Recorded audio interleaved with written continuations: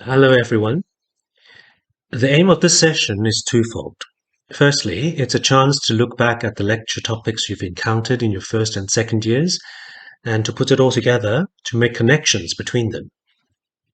Secondly, it is a preparation for your research project, which, as you know, is a year-long assignment that replaces the written essays. And to prepare you for that, we need to get to know what our field is, what our academic discipline is, so that you can put your particular research in context of existing knowledge in the field. This video is based on a timeline of which you are seeing the overview. I've titled it Drama/Theatre/Performance because you will realize as we go into the timeline, the exact field that we are located in, the discipline that we work in, is not quite fixed. Even its name is not fixed. Unlike, say, philosophy, which is called philosophy, whether you're looking at ancient Greek philosophers, African philosophers, or post-structuralist philosophers.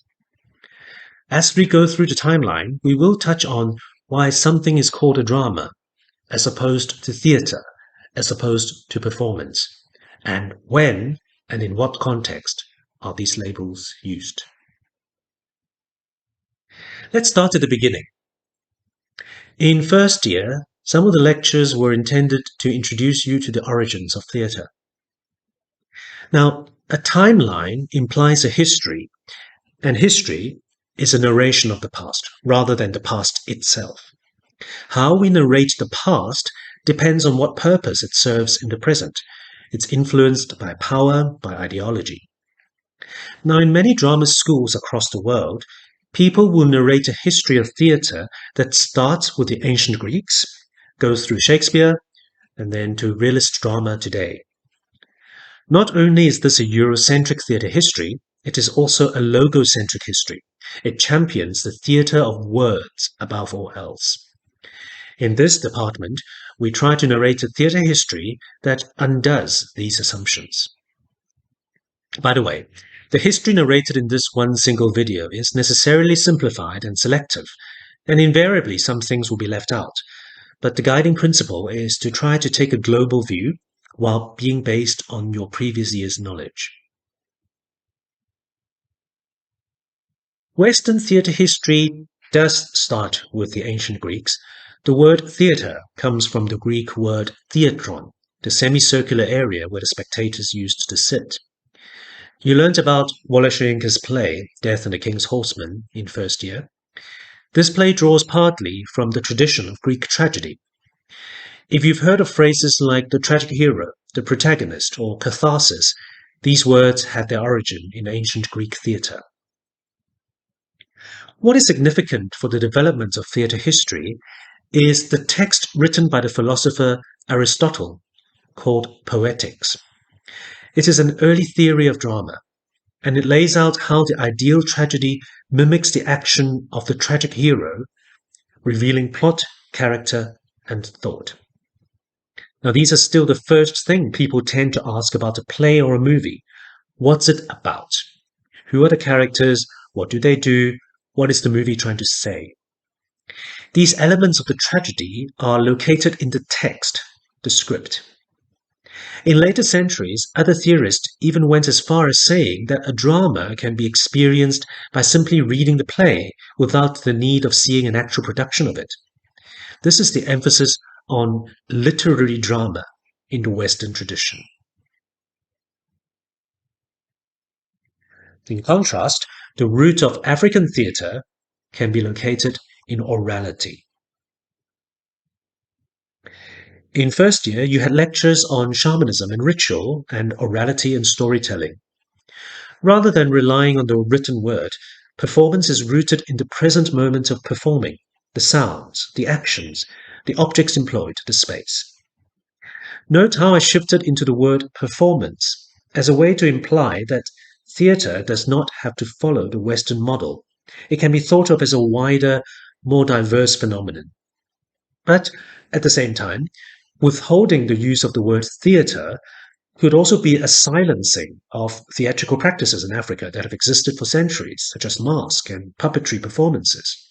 Just because they don't look like a drama, should they be denied the term theatre, which would reinforce the racist idea that Africa did not originate things? On the other hand, what does it mean when we use the word theatre to describe spiritual practices? Does it make it less somehow? Already, we can see that the very name of our discipline, whether it is drama, theatre, or performance, tells us something about who is producing knowledge and for what purpose. It's a debate rather than settled knowledge. Shoyinka's Death and the King's Horseman also draws from Yoruba ritual and symbolism. In the story, the ritual is an attempt to correct the imbalance caused by imperialism, and the tragedy arises when the ritual is thwarted by imperialism. Ritual is, of course, alive and well in Africa, and is an aspect of social and spiritual life that is very much present, understood, and practiced in many of your lives. In first year, you were also introduced to traditional theatre forms in another part of the world. You learned about Japanese theatre forms, No, Kabuki, and Bunraku. Hopefully, this gave you a global view that there are also theatre or performance traditions from many other parts of the world. Some of you may be familiar with traditions such as Bharatanatyam from India, which has many practitioners in South Africa. So, we have three different origins. Of course, this is already an oversimplification, but from where we stand today, it's not the case that each tradition simply trotted along and developed in their own ways.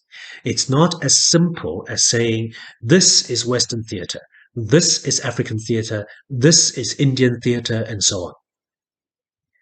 This is because the world went through a centuries-long period of disruption, which was European colonialism and imperialism. The fallout of colonialism and imperialism can be summarized in two ways: the exchange of ideas and oppression and atrocities. Firstly, the exchange of ideas. This came on the back of the exploitative trade. This movement of goods and people across continents brought along with it the transfer of cultural practices, aesthetic tastes, and aspirational values, often by the colonizers imposing on the colonized, but sometimes ideas also transferred the other way too. The exchange of ideas happened across these unequal power relations, and in many ways drove the world towards this thing called modernity, an idea that grew out of coloniality and which disrupted, in the sense of breaking with status quo, both European cultures and colonized cultures. This gave rise to the related ideas of modern drama and the avant-garde. Now, if you have a background in the history of art, for example, you would know that the big names in Impressionism and Symbolism were very much influenced by Japanese art, and that the Cubist painter Pablo Picasso was heavily indebted to Western African aesthetics. You can say that the modernist idea of the abstract came partly from Africa. In the same way, the history of theatre in different parts of the world became more entangled. When we talk about modern drama, for example, we usually mean the rise of realism in drama in the late 1800s and early 1900s. European playwrights like Henrik Ibsen and George Bernard Shaw, and the Russian acting teacher and director Konstantin Stanislavski, whom you learnt about in your first year. But we are also talking about the modern drama of, for instance, China, when it overthrew its emperor and became a republic in 1911, and with it came the revolution of realism in literature and playwriting. We're also talking about Soyinka, how in his play, Africa and the West collide not only in content, but also in form. These are theatrical practices that arose because of the various modernities being explored and constructed across the world in response to coloniality.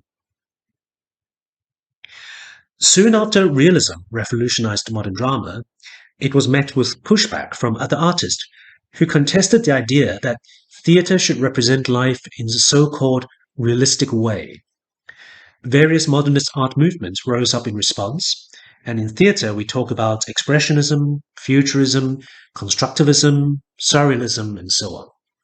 And again, when we study all these isms, they tend to have a European focus, but actually there were many modernisms that arose in many parts of the world. Setting aside the flourishing of many styles, what modern drama gave rise to was the idea that theatre is a place for experimentation, for research. It is no longer primarily about learning a tradition from the old masters, but about discovering anew. Theatre became a laboratory. Stanislavski, remember, established studios for young actors to experiment with acting. Bertolt Brecht experimented with epic theatre and alienation techniques to engender political awareness in the audience. Closely related to modernism is the idea of the avant-garde, a French word meaning advanced guard. It was a military term describing a small section of the army sent ahead to scout out unfamiliar territory.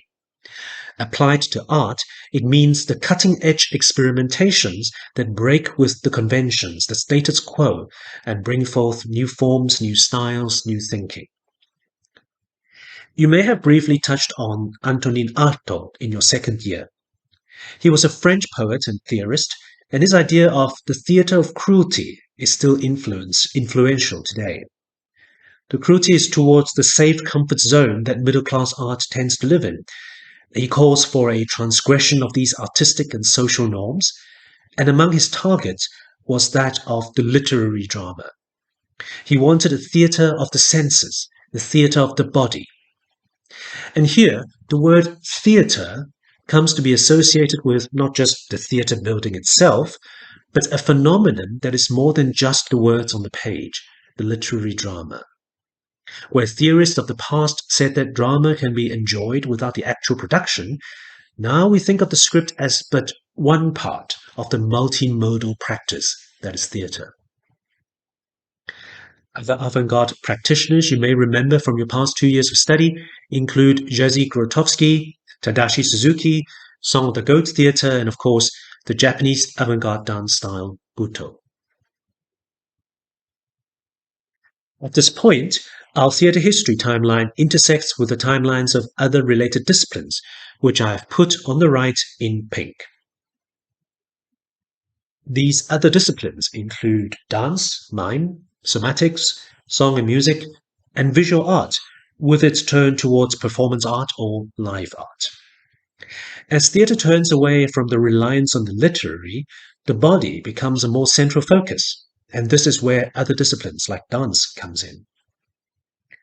The way that theatre is made has therefore changed.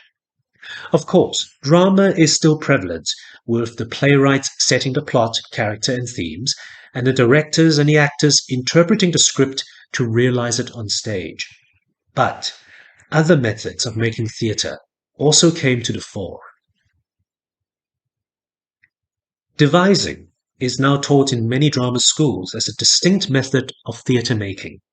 It focuses on collective creation rather than relying on a playwright. In South Africa, we call it workshop theatre, and you would have learnt about it in topics such as Marnie Simon in first year or magnet theatre in second year. Closely related to the idea of devising is the genre of physical theatre, a topic you have encountered in both first and second years when you were introduced to deviate physical theatre, for example. Remember that in the early 1990s, our own department transitioned from a traditional acting and directing focused department to a more diverse department with physical theatre as an important element in the teaching and learning. You got to know a little bit about this when you were introduced to the first physical theatre company in your second year. Now, with these experimentations and innovations in theatre, what used to be called drama gave way to theatre studies as an academic discipline or field. In universities, where drama used to be an adjunct of English literature or languages or communication, there was a move towards more independence from these fields, establishing theatre studies as its own field. Our department has retained the name drama, but the field that we work in is probably more reflected by the name theatre studies. But a competitor for theatre studies arose in a related field called performance studies. The first department was established in New York University in 1980. The name performance here is used to describe a wider scope of interest than what the name theatre may connote. It is a more clearly interdisciplinary field, reflecting the intersections with dance, music, and other disciplines we mentioned earlier. But it does not only focus on so-called artistic performances, but also examines so-called cultural performances. When we perform something on the theatre stage, it is clearly marked as an artistic thing. But human beings also perform in other ways within their cultures, and so performance studies examine dancing at nightclubs, for instance, or a soccer match, or wrestling, or even a protest as performances. Remember earlier in the video, we discussed how the words theatre and performance may be used in an African context? Using the name theatre to describe, say, a ritual may counter the racist narrative that Africa did not evolve art forms, but the name also does not capture the spiritual reality that goes beyond art. Now, this is where the name performance comes in, to describe a wider, more diverse phenomenon that can encompass the artistic, the spiritual, the social, and other functions of performance. And this is the reason that the outlook of performance studies has been global from the start. This field is interested in performances from all over the world, in the former empires and colonies, in cities and in rural areas, in ancient practices and in modern practices. But nowadays, performance studies tends to position itself less in competition with theatre studies and more in collaboration with.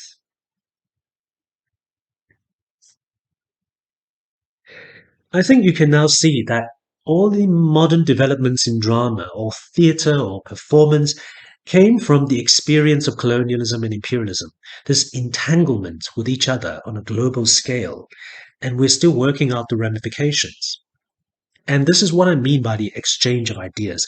It encompasses both fruitful exchanges, but also exchanges that are unequal in power, coercive, or exploitative.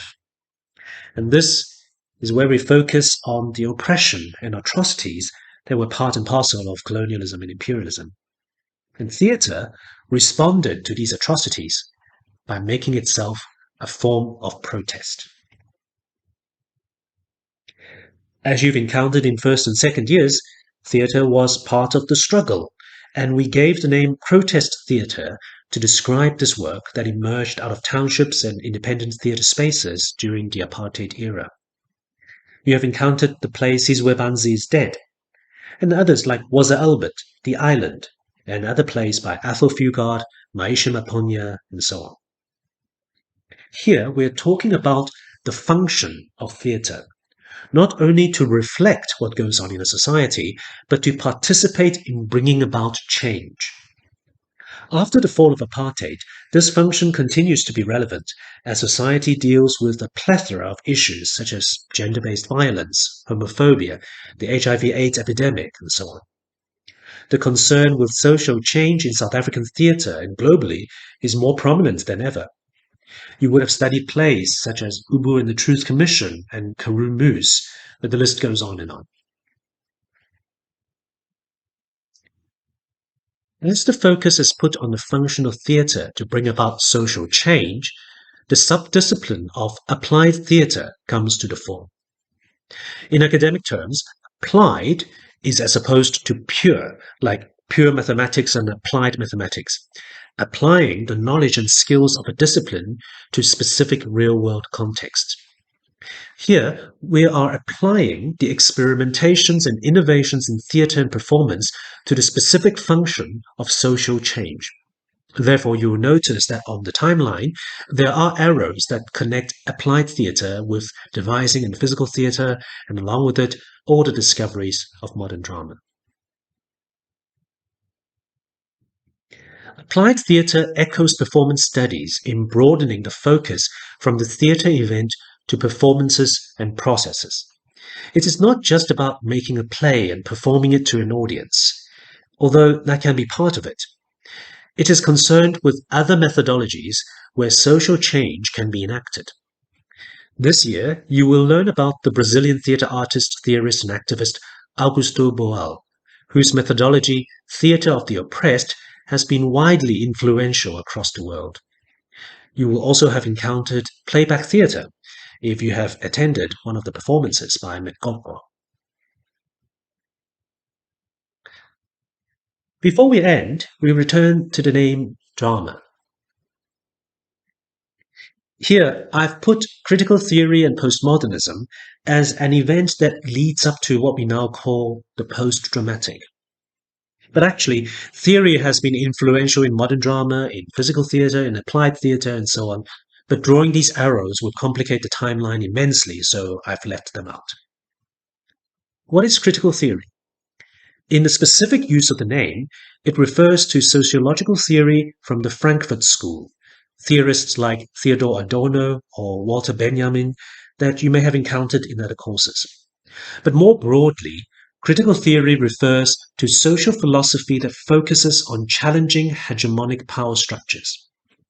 You can see how this aligns with the function of theatre to enact social change. We're talking about an emancipatory interpretation of Marxism. We're talking about feminisms, queer theory, postcolonialism, critical race theory, and so on. Feminism, for example, critiques the traditional dramatic structure of tension building towards a climax as a reflection of a patriarchal society. So critical theory does not only critique the content of drama, but also its form. Postmodernism challenges how we construct knowledge, how we come to call something as true. Our instruments of knowledge, our senses, our languages are all revealed to be biased by our understandings of the world. For example, postmodernism help us critique the idea that theatre reflects reality. How can we claim that the stage is a mirror of society when there are all these conventions and rules that distort how people and events can be represented on stage? These theoretical interrogations, along with the influence of performance studies, help us understand the theatre that has emerged in the last few decades, which a German theorist named Hans-Dies Lehmann has named the post-dramatic. The name post-dramatic implies something that comes after drama, but perhaps more appropriately, something beyond drama, the plot, the character, the themes. Remember these elements from Aristotle's Poetics? In the post-dramatic, these elements, these rules of drama, are no longer so important. Like we have seen in the avant-garde, in physical theatre, the focus is on the live event on stage, the relationship between performer and audience, the body, the materiality of the theatre. You've learned about Sarah Kane in second year, an example of a playwright whose plays do not have specific characters or even a clear plot. That is an example of the post-dramatic.